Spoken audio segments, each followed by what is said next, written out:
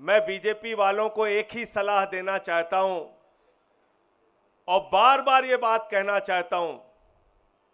कि भाजपाइयों, एक बात को समझ लो, नफरत की राजनीति में तुम आगे हो सकते हो, झगड़ा कराने की, दंगे फसाद कराने की राजनीति में तुम आगे हो सकते हो, भाई को भाई से बांटने की राजनीति में तुम आगे हो सकते हो, लेकिन जब लड़ने की बारी आएगी तो हिम्मत मत करना आम आदमी पार्टी से लड़ने की, हिम्मत मत करना आम आदमी पार्टी के कार्यकर्ताओं से टकराने की, क्योंकि तुम उसमें कभी नहीं जीत पाओगे,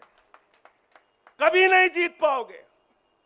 हमारी ट्रेनिंग इस संघर्ष की हुई है और तुम लोगों की ट्रेनिंग अंग्रेजों से माफी मांगने की हुई है, देश से गद्दारी की हुई है। तुम्हारे पुरखों ने देश से गद्दारी करने का काम किया है, अंग्रेजों से माफी मांगने का काम किया। इसलिए लड़ने के काम में कभी चुनौती मत देना, कभी आम आदमी पार्टी को नहीं झुका सकते, कभी हमारे नेताओं को नहीं झुका सकते। आपने हमारी पार्टी के मुखिया अरविंद केजरीवाल को जेल में रखा, मनीष सिसोदिया दिल्ली के शिक्षा मंत्री जिन्होंने दिल्ली के लाखों बच्चों के लिए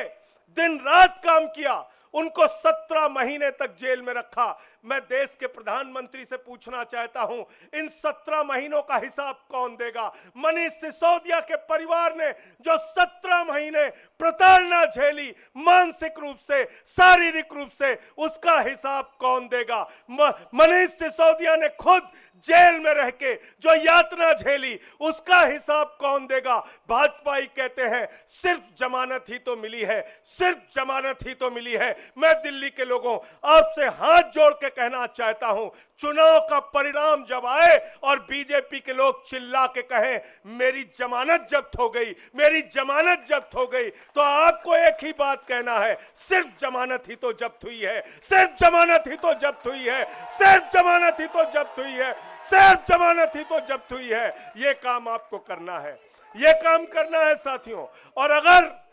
अरविंद केजरीवाल से प्यार करते हो, मनीष सिसोदिया से प्यार करते हो, सत्येंद्र जैन से प्यार करते हो, इस पार्टी से प्यार करते हो, तो आज ही से जुट जाना और चुनाव के बाद एक एक भाजपाई से मिलकर कहना सिर्फ जमानत ही तो जब्त हुई है, सिर्फ जमानत ही तो जब्त हुई है, सिर्फ जमानत ही तो जब्त हुई है।